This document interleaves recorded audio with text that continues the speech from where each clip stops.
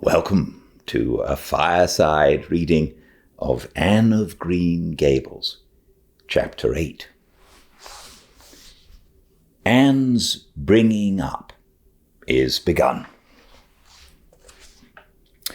For reasons best known to herself, Marilla did not tell Anne that she was to stay at Green Gables until the next afternoon. During the forenoon, she kept the child busy with various tasks and watched over her with a keen eye while she did them. By noon, she had concluded that Anne was smart and obedient, willing to work and quick to learn. Her most serious shortcoming seemed to be a tendency to fall into daydreams in the middle of a task and forget all about it until such time as she was sharply recalled to earth by a reprimand or a catastrophe. When Anne had finished washing the dishes, she suddenly confronted Marilla with the air and expression of one desperately determined to learn the worst. Her thin little body trembled from head to foot. Her face flushed and her eyes dilated until they were almost black. She clasped her hands tightly and said in an imploring voice, "Oh, please, Miss Cuthbert, won't you tell me if you're going to send me away or not?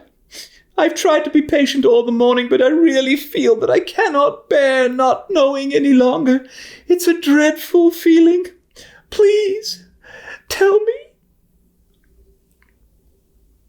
"You haven't scalded the dishcloth in clean hot water as I told you to do," said Marilla immovably.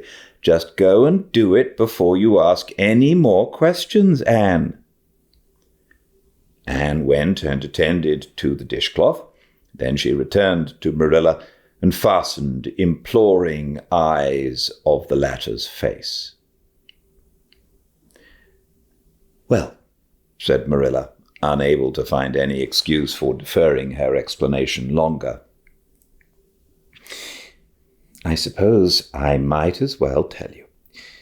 Matthew and I have decided to keep you.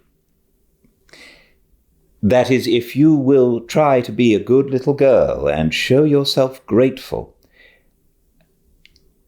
"Why, child, whatever is the matter?"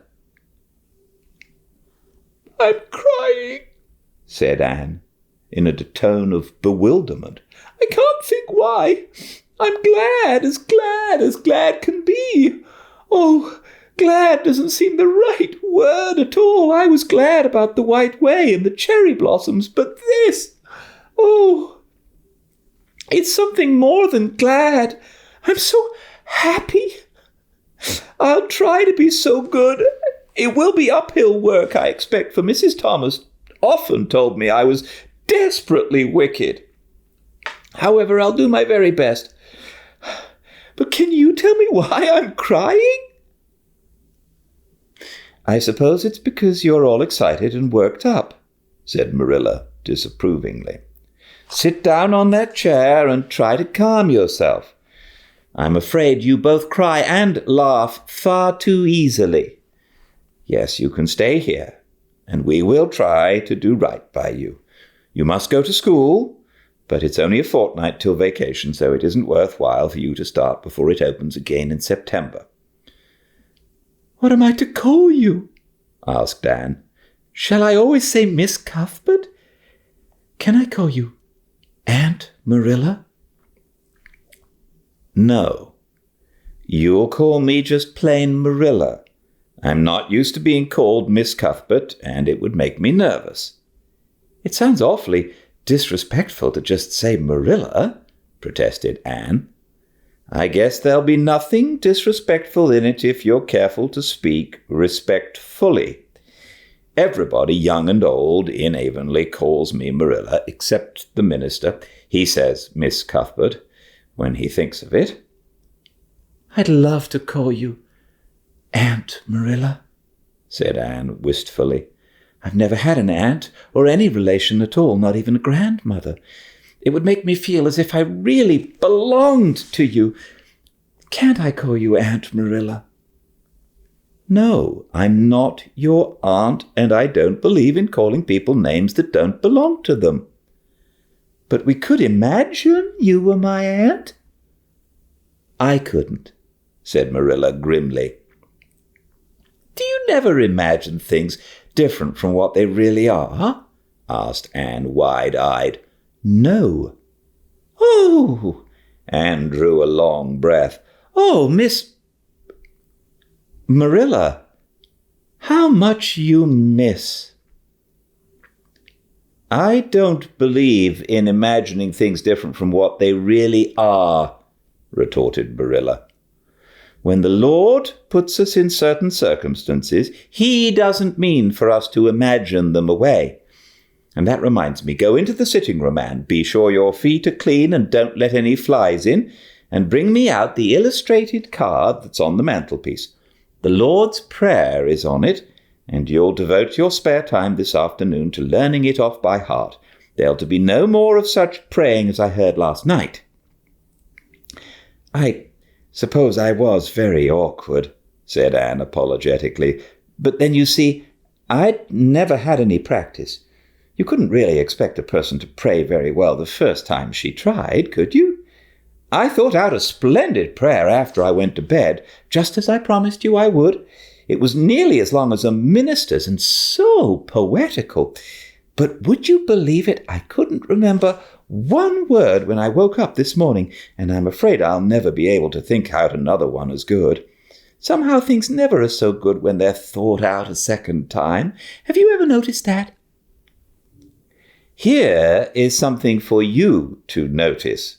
Anne, when I tell you to do a thing, I want you to obey me at once and not stand stock still and discourse about it. Just you go and do as I bid you. Anne promptly departed for the sitting room across the hall. She failed to return. After waiting 10 minutes, Marilla laid down her knitting and marched after her with a grim expression. She found Anne standing, motionless, before a picture hanging on the wall between the two windows, with her eyes a star with dreams. The white and green light strained through apple trees and clustering vines outside, fell over the rapt little figure with a half-unearthly radiance. "Anne, whatever are you thinking of?" demanded Marilla sharply. Anne came back to earth with a start. "That," she said, pointing to the picture, a rather vivid chromo entitled "Christ Blessing Little Children." "And I was just imagining I was one of them, that I was the little girl in the blue dress standing off by herself in the corner as if she didn't belong to anybody. Like me. She looks lonely and sad, don't you think? I guess she hadn't any father or mother of her own. But she wanted to be blessed, too, so she just crept shyly up on the outside of the crowd, hoping nobody would notice her except him. I'm sure I know just how she felt. Her heart must have beat, and her hands must have got cold like mine did when I asked you if I could stay. She was afraid he might not notice her, but it's likely he did, don't you think? I've been trying to imagine it all out, her edging a little nearer all the time until she was quite close to him, and then he would look at her and put his hand on her hair, and oh, such a thrill of joy as would run over her. But I wish the artist hadn't painted him so sorrowful-looking. All his pictures are like that, if you've noticed, but I don't believe he could really have looked so sad, or the children would have been afraid of him." "Anne," said Marilla, wondering why she had not broken into this speech long before, "you shouldn't talk that way. It's irreverent. Positively irreverent." Anne's eyes marveled. "Why, I felt just as reverent as could be. I'm sure I didn't mean to be irreverent." "Well, I don't suppose you did, but it doesn't sound right to talk so familiarly about such things. And another thing, Anne, when I send you after something, you're to bring it at once. and not fall into mooning and imagining before pictures. Remember that. Take that card and come right to the kitchen. Now sit down in the corner and learn that prayer off by heart." Anne set the card up against the jug full of apple blossoms she had brought in to decorate the dinner table. Marilla had eyed that decoration askance, but had said nothing, propped her chin on her hands, and fell to studying it intently for several silent minutes. "I like this," she announced at length. "It's beautiful. I've heard it before. I heard the superintendent of the asylum Sunday school say it over once, but I didn't like it then. He had such a cracked voice, and he prayed it so mournfully. I really felt sure he thought praying was a disagreeable duty. This isn't poetry, but it makes me feel just the same way poetry does. Our Father, who art in heaven, hallowed be thy name. That is just like a line of music. Oh, I'm so glad you thought of making me learn this, Miss Marilla." "Well, learn it and hold your tongue," said Marilla shortly. Anne tipped the vase of apple blossoms near enough to bestow a soft kiss on a pink-cupped bud, and then studied diligently for some moments later. "Marilla," she demanded presently, "do you think that I shall ever have a bosom friend in Avonlea?" "Oh, what kind of friend?" "A bosom friend, an intimate friend, a really kindred spirit to whom I can confide my inmost soul. I've dreamed of meeting her all my life. I never really supposed I would, but so many of my loveliest dreams have come true all at once that perhaps this one will too. Do you think it's possible?" "Diana Barry lives over at Orchard Slope, and she's about your age. She's a very nice little girl, and perhaps she will be a playmate for you when she comes home. She's visiting her aunt over at Carmody just now. You'll have to be careful how you behave there, though. Mrs. Barry is a very particular woman. She won't let Diana play with any little girl who isn't nice and good." Anne looked at Marilla through the apple blossoms, her eyes aglow with interest. "What is Diana like? Her hair isn't red, is it?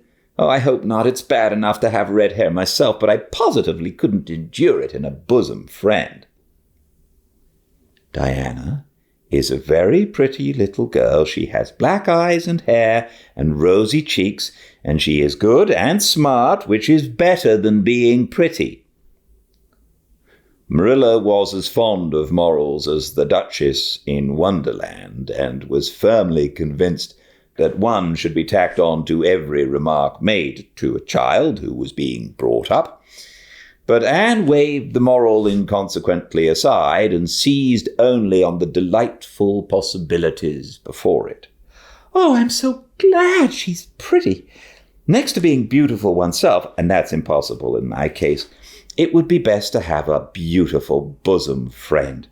When I lived with Mrs. Thomas, she had a bookcase in her sitting room with glass doors. There weren't any books in it. Mrs. Thomas kept her best china and her preserves there, when she had any preserves to keep. One of the doors was broken. Mrs. Thomas smashed it one night when she was slightly intoxicated.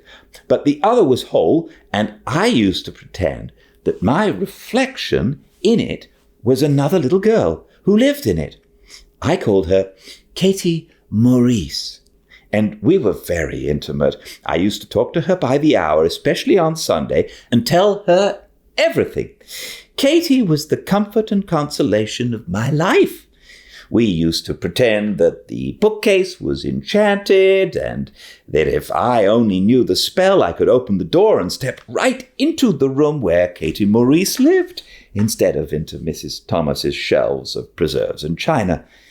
And then Katie Maurice would have taken me by the hand and led me out into a wonderful place, all flowers and sunshine and fairies, and we would have lived there for happy ever after. When I went to live with Mrs. Hammond, it just broke my heart to leave Katie Maurice. She felt it dreadfully too. I know she did, for she was crying when she kissed me goodbye through the bookcase door. There was no bookcase at Mrs. Hammond's, but just up the river, a little way from the house, there was a long green little valley, and the loveliest echo lived there. It echoed back every word you said, even if you didn't talk a bit loud. So I imagined that it was a little girl called Violetta. And we were great friends, and I loved her almost as well as I loved Katie Maurice. Not quite, but almost, you know. The night before I went to the asylum, I said goodbye to Violetta, and oh, her goodbye came back to me in such sad, sad tones. I had become so attached to her that I hadn't the heart to imagine a bosom friend at the asylum, even if there had been any scope for imagination there. I think it's just as well there wasn't, said Marilla dryly. I don't approve of such goings-on. You seem to half believe your own imaginations. It will be well for you to have a real live friend to put such nonsense out of your head. But don't let Mrs. Barry hear you talking about your Katie Maurice and your Violettas, or she'll think you tell stories. Oh, I won't. I couldn't talk of them to everybody. Their memories are too sacred for that. But I thought I'd like to have you know about them. Oh, look! Here's a big bee just tumbled out of an apple blossom. Just think what a lovely place to live in, an apple blossom. Fancy going to sleep in it when the wind was rocking it. If I wasn't a human girl, I think I'd like to be a bee and live among the flowers. Yesterday you wanted to be a seagull, sniffed Marilla. I think you are very fickle-minded. I told you to learn that prayer and not talk. But it seems impossible for you to stop talking if you've got anybody that will listen to you. So go up to your room and learn it. Oh, I know it pretty nearly all now. All but just the last line. Well, never mind. Do as I say. Go to your room and finish learning it well, and stay there until I call you to help me down for tea. Can I take the apple blossoms with me for company? Pleaded Anne. No, you don't want your room cluttered up with flowers. You should have left them on the tree in the first place. I did feel a little that way too, said Anne. I kind of felt I shouldn't shorten their lovely lives by picking them.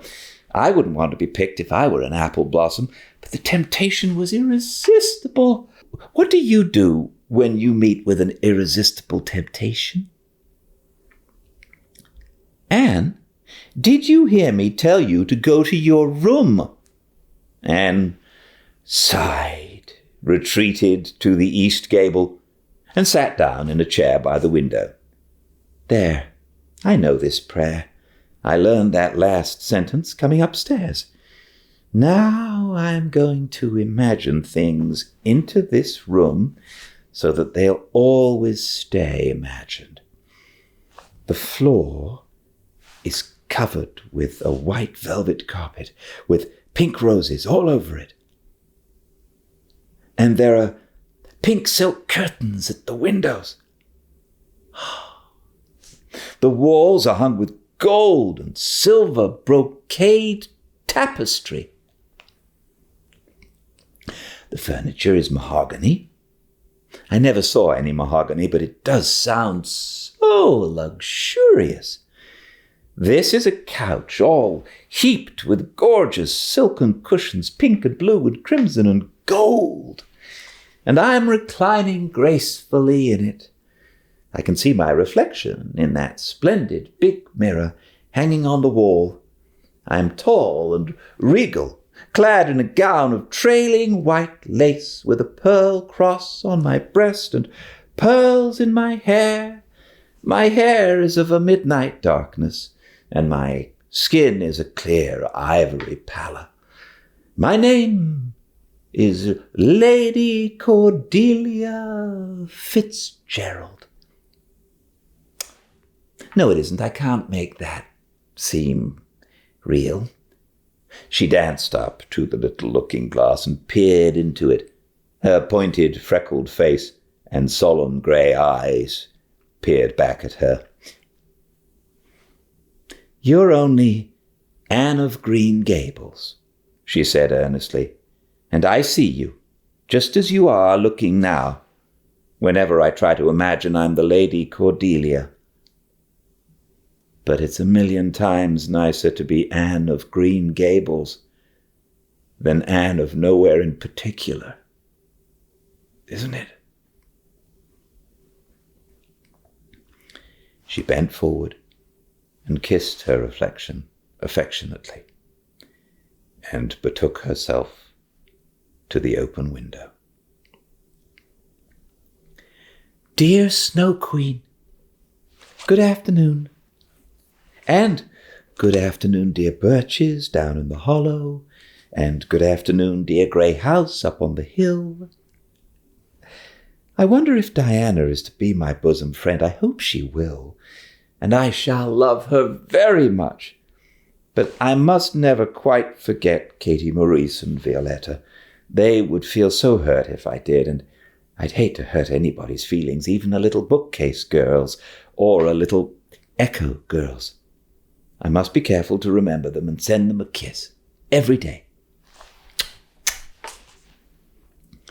Anne blew a couple of airy kisses from her fingertips past the cherry blossoms, and then, with her chin in her hands, drifted luxuriously out on a sea of daydreams.